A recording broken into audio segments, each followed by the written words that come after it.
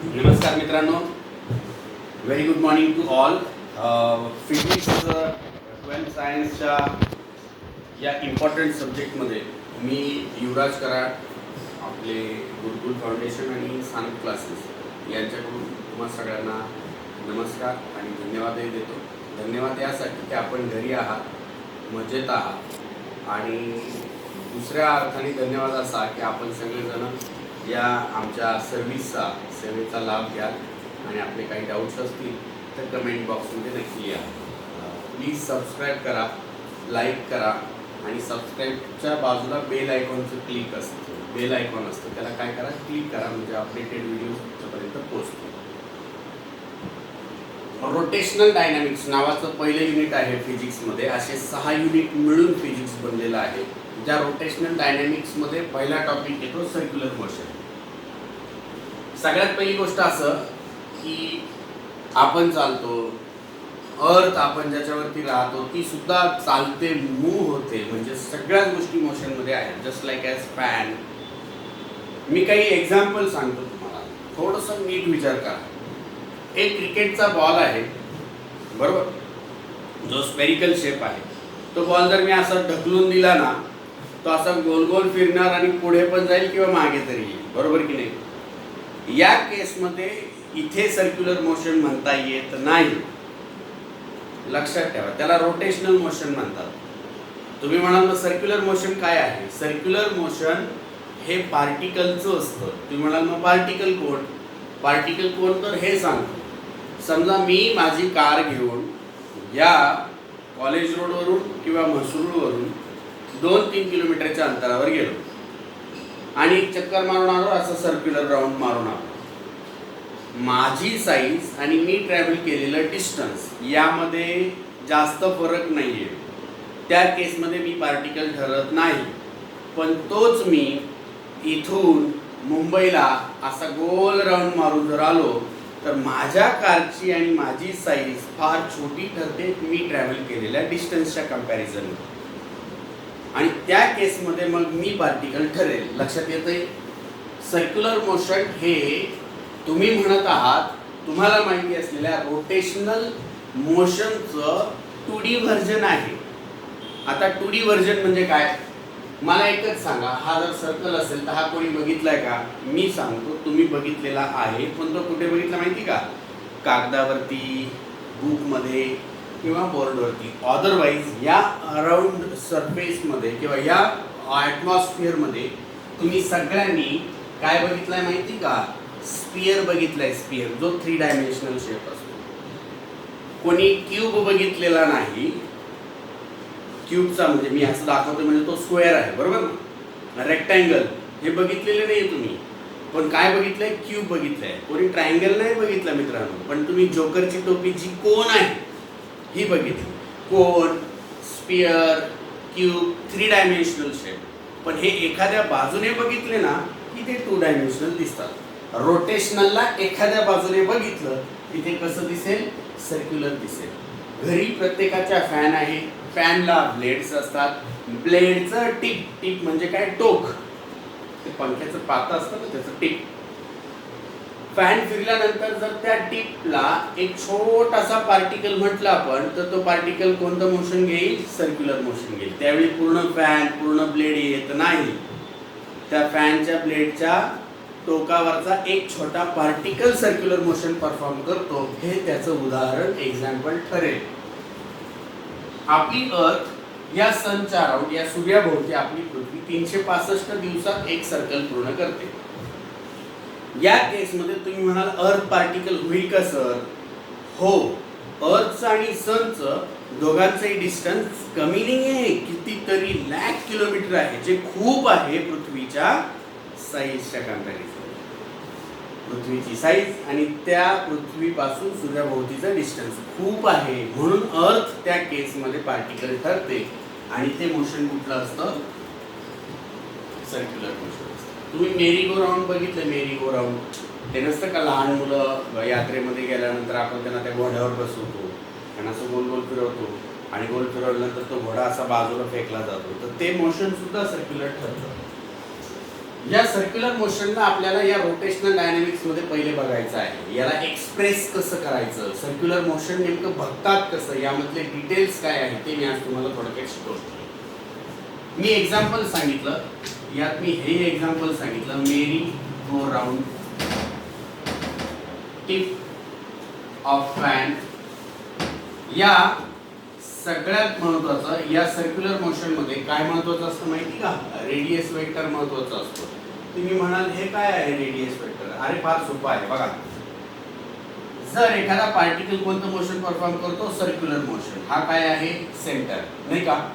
मला एक सांगा, तुम्ही सर्कल जर मी तुम्हाला काढायला लावला असता का, तुम्ही हे राउंडर वगैरे घ्या आणि काढा, ड्रॉ करा, तुम्ही काय करता माहिती, सगळ्यात पहिले राउंडर म्हणजे ते गोल, त्याचा एक रिजिड एंड 0 ठेवणार, किती रेडियस काढायचं ती रेडियस घेणार, म्हणजे तुम्ही सेंटर पासून कुठे येता बाहेर, आणि मग त्याचं सेंट्रल सिलेक्ट करता आणि मग असं फिरवता, बरोबर आहे की.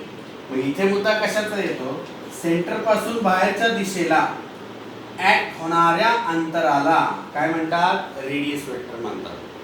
मग रेडियस वेक्टर म्हणजे काय नीट लक्षात ठेवा. सर्कल म्हटलं की रेडियस आलं रे, म्हणून पहिले रेडियस सांगतोय. It is the quantity which always acting from the center towards center कडून कुणाकडे, हा कोण आहे, हा सर्कलचा सर्कम्फरन्स आहे. It is the term, it is the quantity which is always acting from the center of the circle towards circumference of the circle. लक्षात ठेवा, यामध्ये इथून इकडे म्हणजे सेंटर पासून बाहेर कडेच नेहमी त्याची डायरेक्शन असते, आणि जिथे डायरेक्शन असते म्हणजे 3 सेंटीमीटर प्लस आतून बाहेर, 3 सेंटीमीटर मॅग्निट्यूड आतून बाहेर, हे झालं डायरेक्शन. मॅग्निट्यूड आणि डायरेक्शन ज्याला असते त्याला काय म्हणतात, अशी रेडियस जिला मॅग्निट्यूड आहे जिला डायरेक्शन आहे ती म्हणजे कोण झाली, radius vector.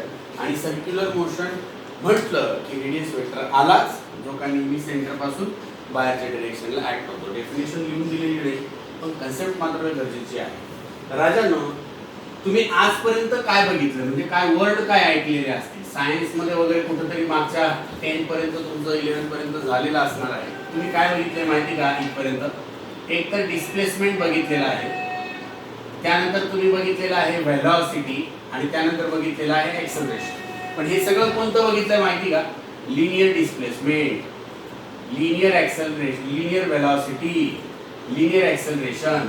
Linear displacement S ने इंडिकेट करतात, वेलोसिटी v ने, एक्सेलरेशन a ने. लिनियर वेलोसिटी म्हणजे कोण, distance upon time, distance s, time t. Acceleration a म्हणजे कोण, तर वेलोसिटी अपॉन टाइम. या सगळ्या लिनियर टर्म्स आहेत. म्हणजे काय, मी इथून निघालो सरळ रेषेत चाललो, मग एखाद्या पार्टिकलचं सरळ रेषेत जर मोशन होत असेल ते स्ट्रेट लाईन मोशन कोणतं असतं, लिनियर मोशन असतं. आणि त्या मोशनला एक्सप्रेस करण्यासाठी काय लागतं, लिनियर डिस्प्लेसमेंट, लिनियर वेलोसिटी आणि लिनियर एक्सेलरेशन, या गोष्टी लागतात. मग आता मी काय म्हणतो, सर्क्युलर मोशन बघतो ना आपण, मग यालाही एक्सप्रेस करायचं आहे, यालाही एक्सप्रेस करायला लागेल ना डिस्प्लेसमेंट, लागेल ना वेलोसिटी, लागेल ना एक्सेलरेशन. पण त्या सर्क्युलर टर्म आहेत. पार्टिकल सरळ रेषेत चालला का, नाही, कोणत्या रेषेत चाललाय, सर्क्युलर. म्हणून सर्क्युलर क्वांटिटी आपल्याला घ्याव्या लागतील, सर्क्युलर डिस्प्लेसमेंट, सर्क्युलर वेलोसिटी आणि सर्क्युलर एक्सेलरेशन. ह्यालाच काय म्हटलं जातं, सर्क्युलर म्हणजेच कोण, angular, angular displacement, angular velocity, angular acceleration, यानी सर्क्युलर मोशन मिळतं. सर्क्युलर मोशन क्रिएट करायचं काम रेडियस वेक्टरचं, आणि सर्क्युलर मोशनला एक्सप्रेस करायचं काम angular displacement, angular velocity, angular acceleration. याचे नोटेशन वेगळे आहे. Angular displacement theta, angular velocity omega, angular acceleration alpha. जे का तुम्ही काय बघितले आजपर्यंत एस, व्ही आणि ए, त्याऐवजी काय आहे थीटा, ओमेगा आणि अल्फा आहे. अँग्युलर डिस्प्लेसमेंट म्हणजे काय, समजा पार्टिकल ए पॉइंट पासून निघाला, पार्टिकल बी पॉइंट पर्यंत गेला, तर तो किती चालला, सरळ रेषेत म्हटलं असं तर आपण म्हणतो 5 मीटर चालला, 10 मीटर चालला. पण सर्क्युलर वरती तो चालला हे कशाने दाखवणार तुम्ही सगळेजण, अँगलने. आणि हा अँगल थीटा म्हणजेच कोण आहे, अँग्युलर डिस्प्लेसमेंट. कसं काढतात अँग्युलर डिस्प्लेसमेंट जरा थोडक्यात सांगतो बरं का मी. ही पण एक वेक्टर क्वांटिटी आहे, कशी काय थोडक्यात सांगतो. जर थीटा काढायचा असेल तुम्हाला तर डोक्यात ठेवा, इथे सर्कल साठी एक साधा फॉर्म्युला आहे. काय माहिती का, ही रेडियस r आहे, हे ट्रॅव्हल केलेलं डिस्टन्स किती आहे एस आहे. सो इथे तुम्हाला म्हणता येईल theta is equal to arc upon radius. Theta म्हणजे angular displacement is equal to arc upon radius. Arc किती आहे सांगा, किती ए टू बी डिस्टन्स किती आहे एस, रेडियस किती आहे आर. थिटा इथे काय मिळालं तुम्हाला, theta is equal to S upon R. मी काय खूप जास्ती अँगल घेत नाहीये, मी थोडासा अँगल घेतोय म्हणून इथं काय म्हणणार मी, थोडासा छोटा कमी म्हणजे डी थिटा. आता तुम्ही म्हणाले कसं, अरे आपल्याला आपण डॉक्टरांकडे गेलो, आपल्याला काय डिसीज झाला असेल तर डॉक्टर आपल्याकडून पूर्ण बॉडीतलं ब्लड नाही काढत, काय करतात छोटंसं ब्लड काढतात. हेच म्हणणं आहे, पूर्ण सर्क्युलर मोशन समजून घ्यायचं आहे ना, छोटंसं ट्रीट करायचं आहे ना, मग ते डी ने इंडिकेट करतात. D theta is equal to d s upon d r. ह्यालाच वेक्टर क्वांटिटीमध्ये मांडायचं आहे म्हणून हे असं घडेल. याच्यातून एक रिलेशन मिळतं, d s bar is equal to, हा डी आर डिव्हिजनला आहे ना, तो मल्टिप्लिकेशनला जाईल, डी थिटा बार इंटू किती आला डी आर बार. आलं लक्षात. अजून एक गोष्ट लक्षात ठेवा, सर्क्युलर मोशन मध्ये इथे रेडियस तेवढी आहे, इथेही तेवढीच आहे, इथेही तेवढीच आहे, इथेही तेवढीच आहे. इथे काही बुक्स मध्ये डी आर वापरलाय, काही बुक्स मध्ये वापरलेला नाही. मग त्यावेळी आपण कन्फ्यूज होऊ नका, कारण रेडियस कॉन्स्टंट असते सर्क्युलर मोशन मध्ये. आलं का लक्षात. छोटं सर्कल तर त्यावेळी डी आर असावा, मोठं सर्कल असेल तर त्यावेळी आर असेल. तर इथे तुम्ही त्या पद्धतीने त्याला घ्या आणि विषय संपवा. This is vector form of angular displacement. आलं का लक्षात. अँग्युलर डिस्प्लेसमेंटला मोजायचं कसं, याचं युनिट सांगतो. कशात मोजणार, रेडियन. याचं डायमेन्शन काय असणार आहे, MLT. मास आहे का, केजी वगैरे आहे युनिट मध्ये नाही. लेंथ मीटर वगैरे आहे का नाही. टाइम सेकंड आहे का नाही. म्हणून डायमेन्शन काय आलं 000. पुढचं आलं राजानो angular velocity omega. Particle anti clockwise चालला ए पासून बी पर्यंत, कसा काय गेला, वेलोसिटी असेल ना त्याला, हो ओमेगा, ओमेगा बार म्हणा. येते का लक्षात. आता ओमेगा कसा काढतात, आता वेलोसिटीची डेफिनेशन आपल्याला माहिती आहे. काय रे बाबा, डिस्टन्स अपॉन टाइम. डिस्टन्स कोणतं आहे तुमच्याकडे, अँग्युलर डिस्प्लेसमेंट, छोटी क्वांटिटी डी ओमेगा, अजून काय d theta upon time. Time किती dt. कळतं का नाही. Velocity is equal to displacement upon time. Displacement हेच घ्यायला लागेल ना, किती आहे थिटा, छोटी क्वांटिटी म्हणून डी थिटा अपॉन टाइम किती dt. या पद्धतीने तुम्हाला व्हॅल्यू मिळेल. किंवा याचा स्केलर फॉर्म, स्केलर म्हणजे काय, त्याच्या डायरेक्शनने फक्त किंमत जर ट्रीट केली तर omega is equal to theta upon t. इथे रिलेशन मिळेल, थिटा ॲज इट इज ठेवा, हा टी कडे आला तर ओमेगा इंटू टी म्हणजे कोणाला थिटा. हे रिलेशन मिळत असतं. अरे हा त्याचा फॉर्म्युला आहे. सगळ्यात महत्त्वाचं इथे एक गोष्ट आहे बरं का, याचं युनिट सांगा बरं. याचं युनिट काय, थिटाचं काय आहे रेडियन, टाइमचं काय आहे सेकंड. त्यानुसार याचं डायमेन्शन सांगता का जरा, MLT. डायमेन्शन काय येईल बरं, फार सोपं डायमेन्शन आहे 10 मिनिट. MLT मास आहे 0, लेंथ आहे 0 आणि सेकंड टाइम वर गेला तर तो किती असेल मायनस. आलं का लक्षात. फार सोपं आहे, टेन्शन घ्यायची गरज नाही. या सगळ्या गोष्टींमध्ये एक खूप सोपं रिलेशन तुम्हाला मिळत असतं. कोणतं, जरा नीट बघा. Relation between omega and V. मला सांगा ना, ओमेगा म्हणजे किती आहे तुमच्यासाठी आलेला, सांगा बरं जरा. काय रे बाबा, थिटा अपॉन टी. थिटाची किंमत किती घेतली होती मग तुम्ही, सांगा बरं. थिटाची किंमत किती आहे, S upon R. S upon R, थिटाची किंमत टाकली इंटू टी. याचं काय सांगाल तुम्ही, हे कोण आहे मला सांगा. Displacement upon time. अरे बाबा नो, ही तर नॉर्मल वेलोसिटी इथे सांगितली ना. बघा बरं, एस अपॉन टी कोण आहे, व्ही. काहीच केलं नाही, आहे त्या फॉर्म्युल्यात थिटाची किंमत ठेवली. थिटाची किंमत आहे किती रे बाबा नो, एस अपॉन आर. ठेवल्यानंतर S upon R into T झाला डिस्टन्स अपॉन टाइम. ही वेलोसिटी डिवायडेड बाय आर आहे ओमेगा. आर इकडे गेला, omega R is equal to V. V is equal to omega R म्हणा किंवा आर ओमेगा म्हणा. हा स्केलर फॉर्म झाला. याचा vector form v bar is equal to r bar cross omega bar. हे रिलेशन कामाचं आहे. छोटे छोटे न्यूमेरिकल सोडवताना हे रिलेशन लागत असतं.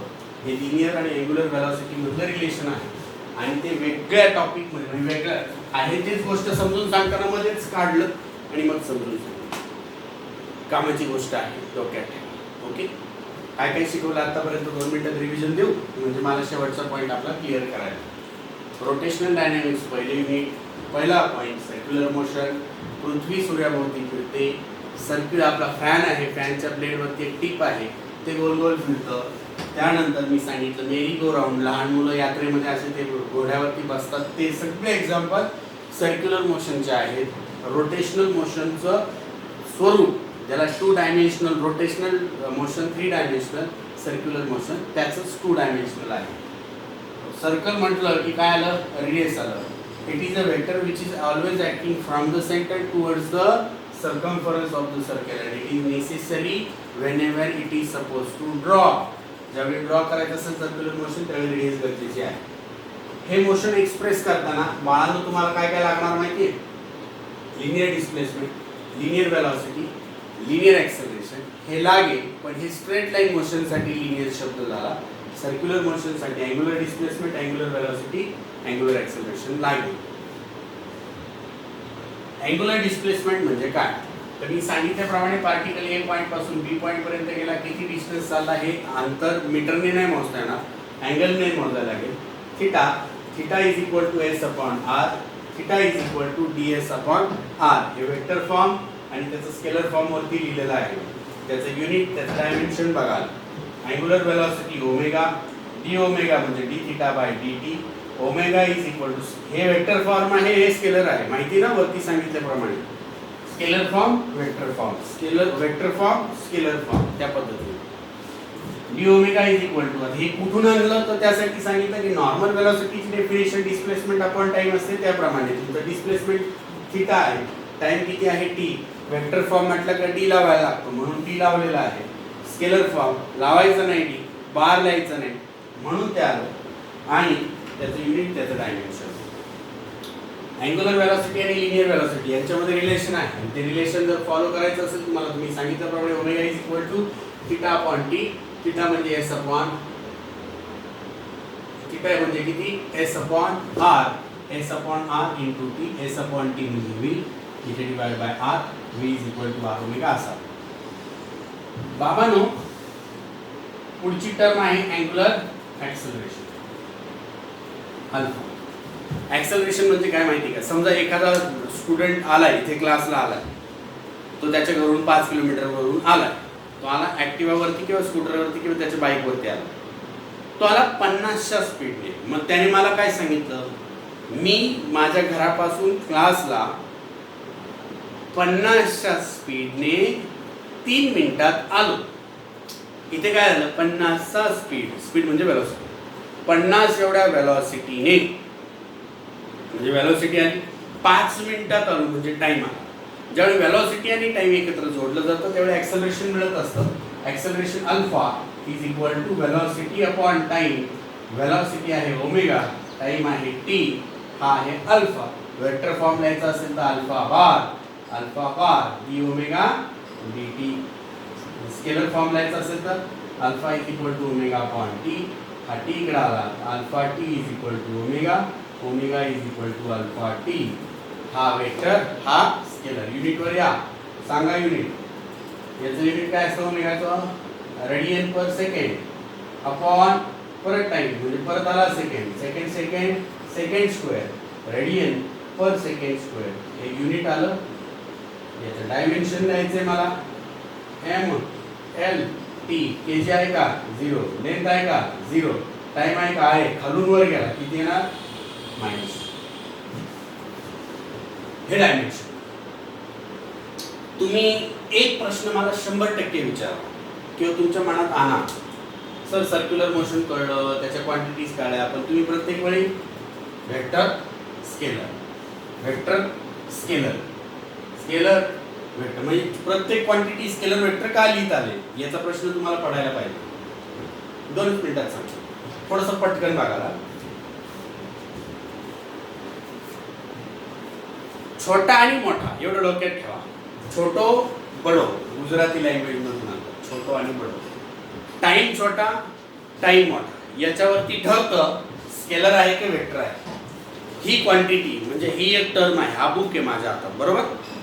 मी याला अँग्युलर डिस्प्लेसमेंट देणार आहे. काय देणार? Angular displacement. म्हणजे मला याला वळवायला लागेल, थिटा द्यायला लागेल ना अँग्युलर डिस्प्लेसमेंट बरोबर आहे. कसा देणार आहे ते पण नीट बघा. मी लेफ्ट प्लस राईटला काय म्हणायला पाहिजे? राईट प्लस लेफ्ट बरोबर आहे. हे कसं झालं बरं? 3 + 2 = 2 + 3 असं यायला पाहिजे तरच तो वेक्टर. वेक्टर म्हणजे कोण पहिले क्लिअर सांगतो. जर त्याला मॅग्नेटिक असेल, जर त्याला डायरेक्शन असेल आणि तो लॉ ऑफ वेक्टर ओबे करत असेल. आणि लॉ ऑफ वेक्टर म्हणजे हा आहे हे ओके. मी याला ढकललं अशा पद्धतीने नीट बघा. एक्झाम्पल राईट फ्रंट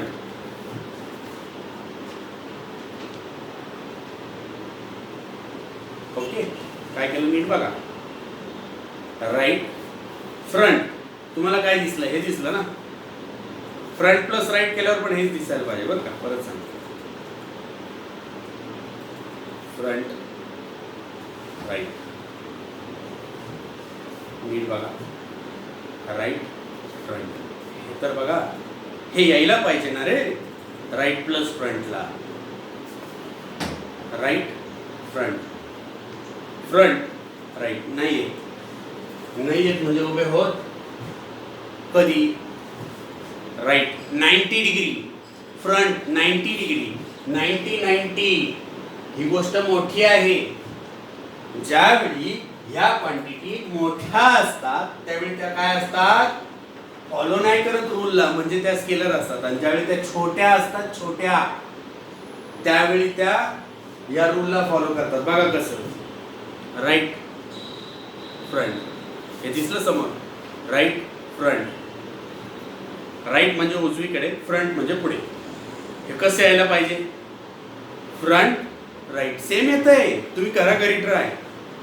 छोटा अँगल म्हणजे हा रूल उभे होणे, मोठा अँगल म्हणजे हा रूल उभे होत नाही. छोट्याला उभे होतो म्हणून छोट्याला वेक्टर क्वांटिटी, मोठ्याला उभे होत नाही म्हणून मोठ्याला वेक्टर क्वांटिटी. छोटा डी ने दाखवायचा. डी दिसला का वेक्टर, डी नाही दिसला की काय असेल? स्केलर. डी म्हणजे छोटी क्वांटिटी आणि डी नसेल तर त्यावेळी ती मोठी क्वांटिटी. छोटी वेक्टर, मोठी स्केलर. या सगळ्या क्वांटिटीज आपण घरी अभ्यास करा. आय होप की यू आर एन्जॉईंग. तुम्ही मस्त आम्हाला साथ द्या. बेल आयकॉनवर क्लिक करा म्हणजे अपडेटेड व्हिडिओज मिळतील. ज्या मुलांना काही डाऊट आहे 100% कमेंट बॉक्समध्ये लिहा. आपल्या मित्रांना सांगा की क्लासेस सुरू आहेत, तुम्हीही बघा व्हिडिओ, तुम्हीही लाईक करा. गुरुकुल आणि सनत क्लासेसला नक्की जॉईन करा. Thank you very much. Bye bye.